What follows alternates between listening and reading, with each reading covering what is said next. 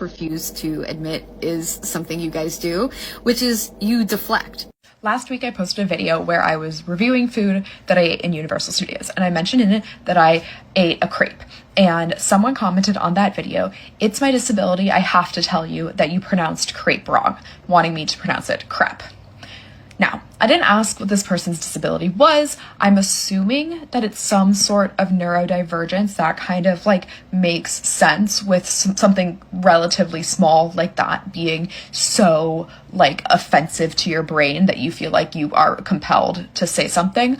And as someone who is neurodivergent myself, I personally used to get very annoyed with like wrong pronunciations, and it was only through education that I learned that like a lot of the time insisting on a correct pronunciation is rated in either xenophobia or racism or classism, and language is meant to be dynamic and is meant to be ever evolving. And so correcting a pronunciation is like not necessary as long as you are understanding what I'm trying to communicate and it's not being like blatantly disrespectful to another culture. And saying crepe instead of crep is not disrespectful to French people. They're fine.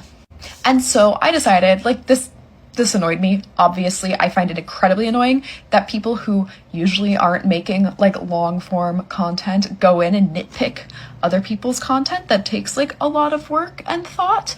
But I'm trying to be kind. So I'm like, I'm going to go at this in an educational way. This is something I had to unlearn as a neurodivergent person.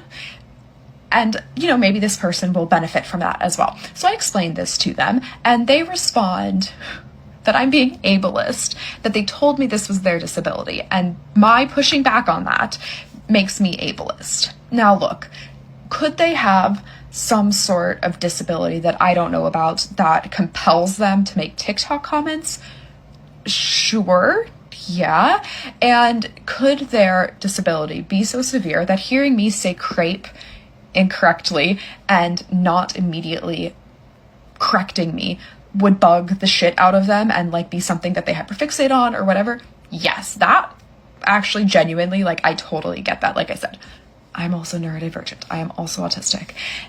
But being an adult, living in a society, you kind of learn that like not everything is built for you.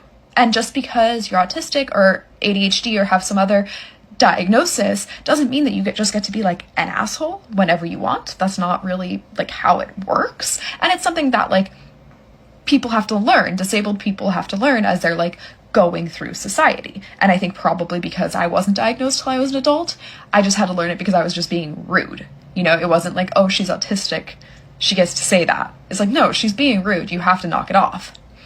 And there's a thing with people who only ever had the internet and are kind of coming of age in a time where these like thought bubbles kind of form, where if you have neurodivergence or other, disabilities, you're just allowed to say that's ableist whenever you feel uncomfortable.